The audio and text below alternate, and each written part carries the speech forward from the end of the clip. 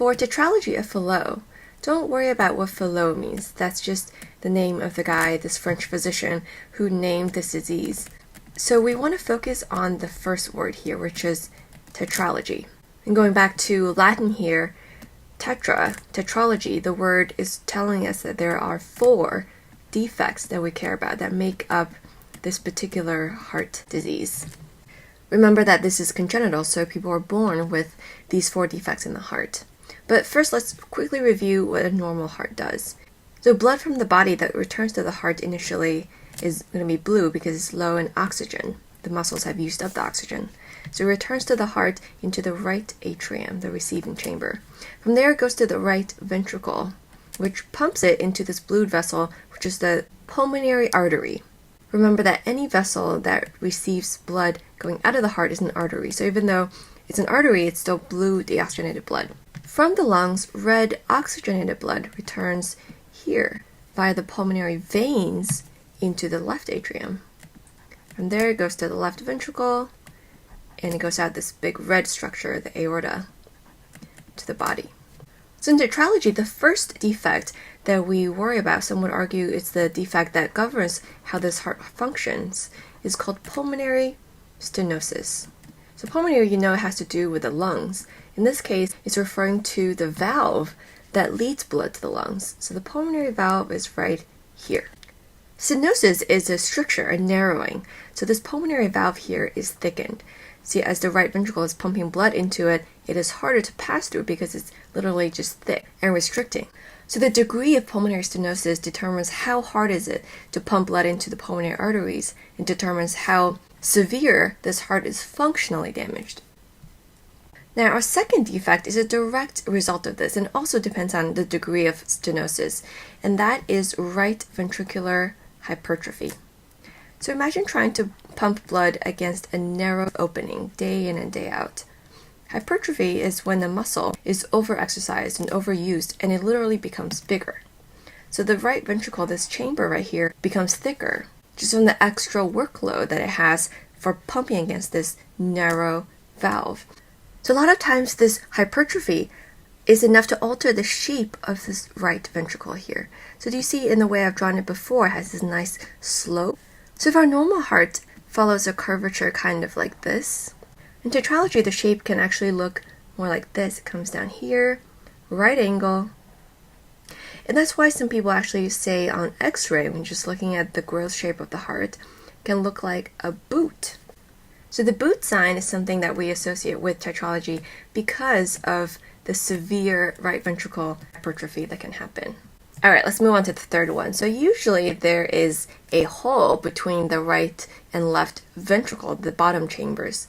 I'm going to draw this hole right here. It can actually be anywhere along the septum, and we call it a VSD, which stands for ventricular. That tells you where it is. It's between the ventricles. Septal, which is the wall, the septum between them. Defect, we have a hole. Okay, I'm going to draw this right here. So now in the machinery of the heart, we have a connection between the left and right. And now for the last defect, we have an overriding aorta. What is the overriding? So the aorta is usually plugged into the left ventricle, but overriding means that it actually receives blood from both the left and right now. And from the place I've drawn this VSD right under the aorta, I could almost just leave it like this, but just to drive the point home, I want to redraw this part, that the aorta comes over to the right, and it's now this kind of central structure.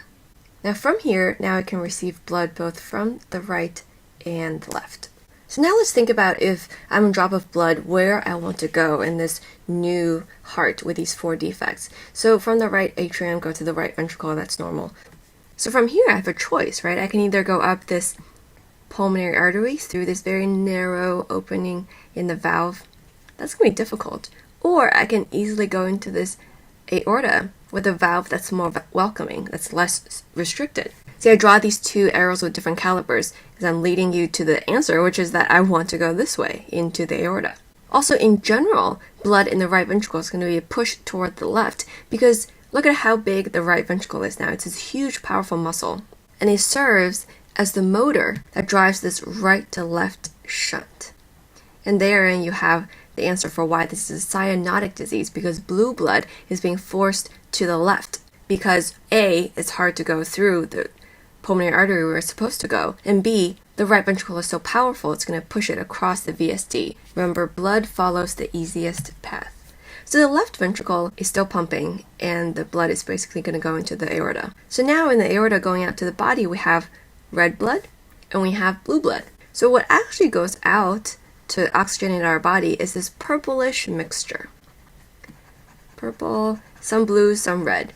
And at any given moment, how blue it is or how red depends on the tug of war between all these factors. How restricted is this pulmonary artery? How much resistance is coming from the lungs? Remember, the pulmonary arteries are plugged into the lungs. How hard the right ventricle is pumping blood across the VSD.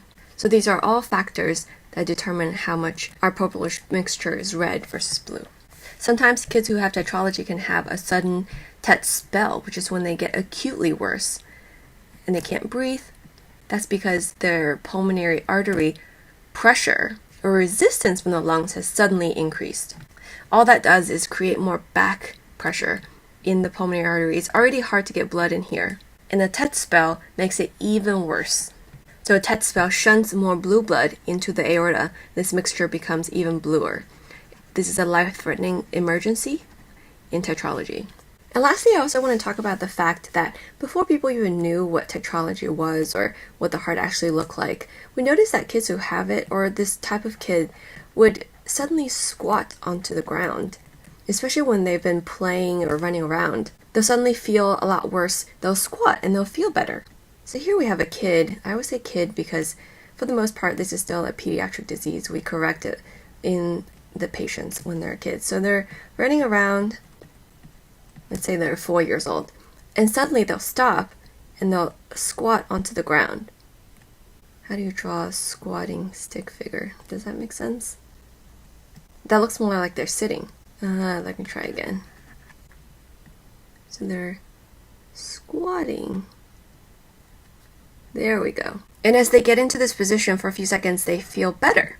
So let's think through this step by step. Okay, 2 things happen when somebody with tetralogy, or I guess anybody, is running around. The first one is that the O2, or oxygen saturation in their veins, drops because their muscles are working hard and they're extracting more oxygen from it. So the blood going back to the heart here and here have a lower oxygen content. And secondly, what happens is that their vessels in their legs, or whatever muscles they're using a lot, they vasodilate so the body can get more blood there. Literally, the vessels in their blood, the diameter goes from this to this. It just gets bigger. So let's look at this one at a time. So if the O2 in the veins drop, what happens? So the blood returning to the heart is essentially bluer. So if the blood returning to the heart has a lower oxygen concentration, and some of it goes right back out to the aorta, then running around has made our blood bluer in the aorta. All this does is make our cyanosis worse. That's going to make our patient more blue in the face and they don't feel good. For vasodilation, what happens is the structure or the caliber of the vessels determines how much resistance is pushing back on our aorta. So the vasodilation really lowers the resistance in the aorta. So in the competition between the right and left, between the blue and the red, again this makes us bluer. Making this red structure have lower resistance means more of the blue blood will get into it. So again we're bluer and more cyanotic. So now this child is really not feeling well. And look, when they squat, both of these things are reversed. First of all, they've stopped running around, so the oxygen content in their veins can go up. So here they've got slightly higher oxygen content in their veins, just by stopping and trying to take deeper breath. And secondly, they're literally taking the vessels in their legs and squeezing them, which increases their systemic resistance. This is the resistance of all the arteries in the body, systemic resistance. And since they're all connected to the aorta, this increases the resistance that the aorta is pumping against. So as these 2 colors of blood rush at this general area, when the resistance in the aorta increases, it literally just forces more blood into the pulmonary artery. So the competition is where is it harder to go? And when this child has squatted, it is harder to go into the aorta at this point because it's like they've taken the end of a hose and they've squeezed it down. So this just forces more blood into the pulmonary artery. It's still restricted, but it's not, the difference between the two has lessened. So more blood goes into the pulmonary artery. This child will feel like it's easier to take some good breaths, and this will also increase the return of oxygenated blood into the left side of the heart. So the whole effect is that we reverse the shunt a little bit. We get more blood out to the lungs, to the pulmonary artery, and we just increase the overall oxygen content in our mixture a little bit. So when we think of tetralogy, the things that most determine how bad or how severe a person's symptoms are, 1, the pulmonary stenosis, how severe is it? And 2, where is the VSD? So I would think of tetralogy overall as a constant fight, a tug of war for the heart to pump blood into either the pulmonary artery or the aorta. And the state of the mixture between the red and blue blood determines this person's symptoms at any given moment.